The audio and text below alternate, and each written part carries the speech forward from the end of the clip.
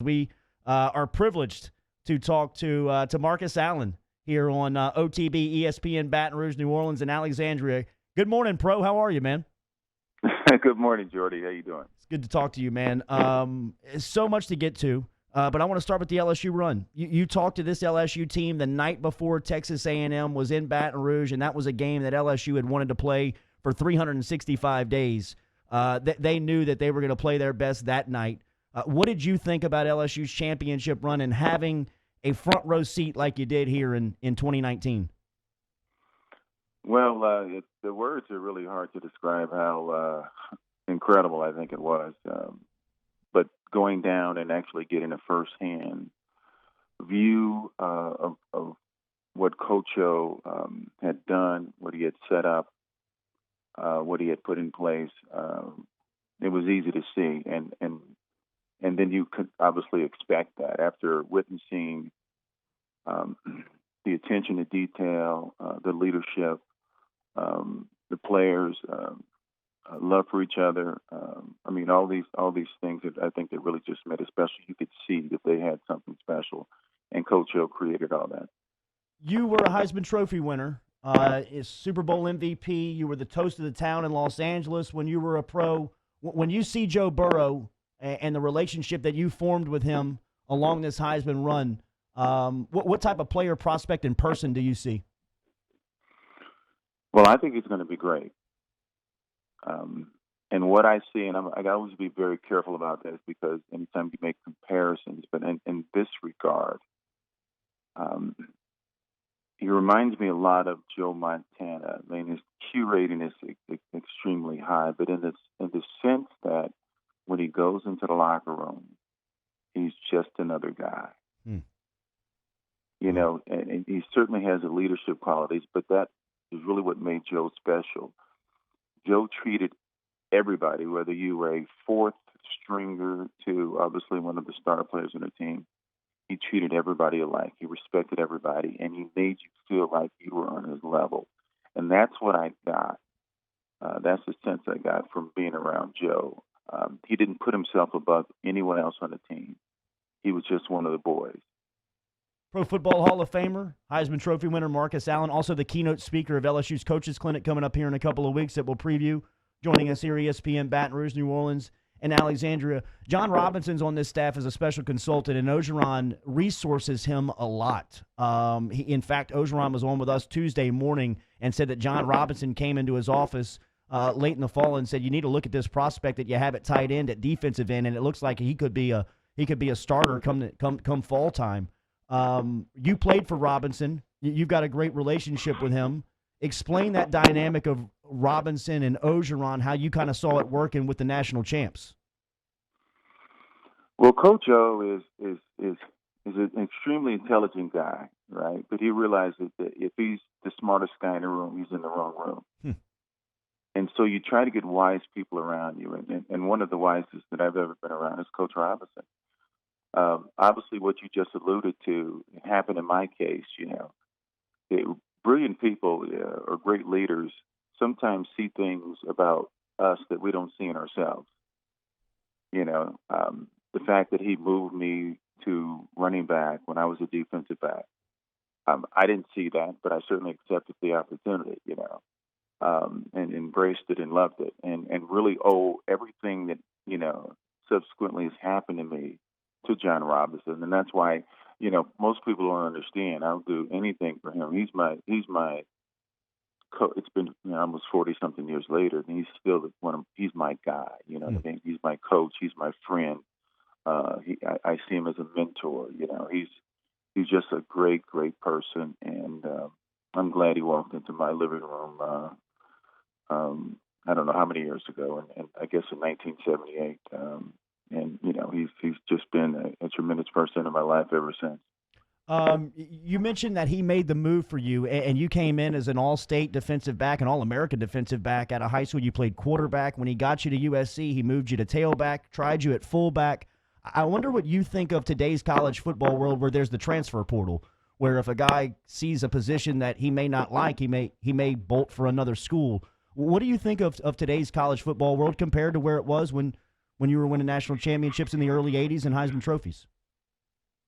Well, I mean, that's the system that's in place now. Mm. We didn't have that, and it's not something that I don't think I would have taken advantage of anyway. My love for USC was I was going to stay there, and whatever I guess to make a successful career, I was going to try to do and make happen. So today, that's the environment. Obviously, teams or people, if they don't like their situation, they can go to another team and try to continue their dream. But that wasn't in place for us, and it really didn't matter. I don't think if it was, I don't think I would have left and gone to another school. I would have worked hard to do whatever I could to make my dream come true. March 12th and 13th down here in Baton Rouge is the LSU Football Coaches Clinic. You can learn about it online at lsusports.net/Coaches Clinic. If you want to get in and get a ticket to see the keynote speaker, it will be Marcus Allen, Super Bowl MVP of Super Bowl 18, played through 1997, left the game with over 12,000 rushing yards and 74 touchdowns. He was a Heisman Trophy winner in 81. How cool is this part of post-football, coming back and speaking to whether it be big-time programs or big businesses around the country and world? Well, what I believe, I know, some people think I should be loyal to one school, and I'm actually loyal to kids. I feel like I have been blessed so much that I owe it to anybody who wants to have information that could help them succeed. I owe it to them regardless of, where they are, what part of the country they're in, or what program they're involved with. I try to help as many people as I can, and that's what I see as the most important thing. So I believe you're rich by what you give and you're poor by what you keep. God has blessed me in so many ways and stuff, so I'm just trying to give back. And it doesn't matter what university that you belong to. If you're, coach and you feel that I can possibly, help and inform your players to become better people and better players, I'm there. You're a Southern Cal kid coming out of San Diego that signed with USC, that was drafted by the Los Angeles Raiders and spent the bulk of your NFL career in California playing for the Raiders. What do you make of the 2020 edition of the Las Vegas Raiders? Well, I think it's going to be great. I think, for me personally, just from the standpoint of, because I think it's such a, we think about football teams, and we think about stadiums, and we think about organizations. I always think it's people. I think everything revolves around people. So anytime you can provide an experience, a great experience, you can provide 21st century, technology and things for people who pay to come watch a game. I think it's great. For many, many years, the Raiders were so far behind when it came to, stadiums. I think them and San Diego Chargers had the oldest facilities in the country, built in the 60s. And so finally they're going to catch up with the rest of the league, and the Raider fans will have a stadium that they will enjoy. The finest foods, the big screen TVs, the lounges. I mean, all the things that I think other stadiums for many, many years have enjoyed. And the fans with the Raiders, and they're loyal, haven't been able to experience that, will finally be able to in Las Vegas. What an honor it is to talk to the former NFL great Marcus Allen, Heisman Trophy winner. He'll be in Baton Rouge coming up in March 12th, 13th, talking to the Coaches Clinic at LSU. I still tell the story about when we got off 18 holes of golf. He's a Hall of Famer. He carried our group that day in Arizona, but he wanted to go straight to the range and me film his swing to get some more tips on how he can improve. I guess that's why you're a Hall of Famer. How many holes of golf you playing today? Well, it's been raining here in Georgia for, I think, the last 4 days or last 3 days. So I haven't been able to get out, but I'm looking forward to the day when it's dry. And forgive me a little bit. There's kind of I can hear my voice, play back. A little echo? Sometimes I got a little echo here. You handled it like you handle everything in life, bro. You crushed it. I appreciate it, man. You mentioned California. What was the feedback from Los Angeles and the USC crowd because the TV found you at LSU games? They knew that you were standing on the sidelines. I'd imagine that you got a lot of text messages from Cali. I did, but I've long ago. You can't worry about what people say.